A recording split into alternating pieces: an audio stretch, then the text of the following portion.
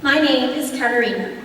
I was born Caterina Benincasa in Siena, Italy in 1347, but you might know me better as Catherine of Siena.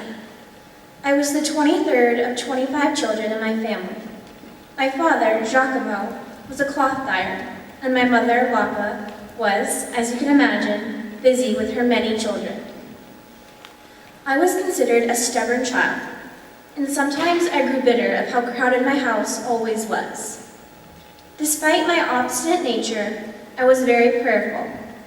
I felt the call early on to dedicate my life to God, and at age 7, I took a vow of chastity.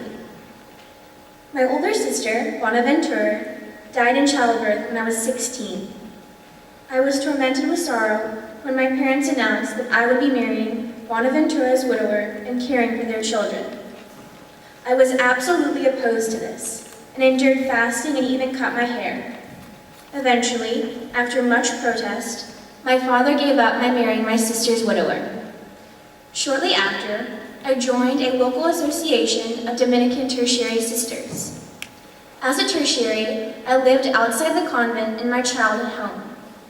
During the day, I served the poor and worked for the association.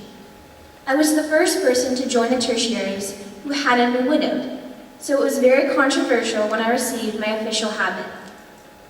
My work with them became so great and well-known that I even acquired a small following, and was even asked to come to Florence to be questioned for possible heresy.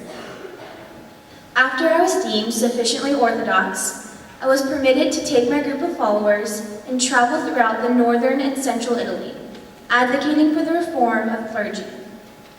My advocacy work became known because of my travels, and I began to write letters to diplomats and clergy begging for peace and unity between the republics and principalities of Italy for the return of the papacy from Avignon to Rome.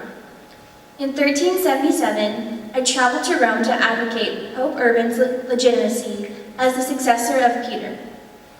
I stayed in court in Rome until the end of my life. I died at age 33, having published great works and influencing the papacy to unify. Just before Jesus died, he said, "It is finished." But we all know it was just the beginning of something greater, something that would reach every corner of the world and inspire countless souls. When I died, my life and work was also finished, but my ideas and vision for the education of young women continue on in you. As I look at you, I am grateful and so very pleased with what you have done with it all. Thank you, and carry on setting the world on fire.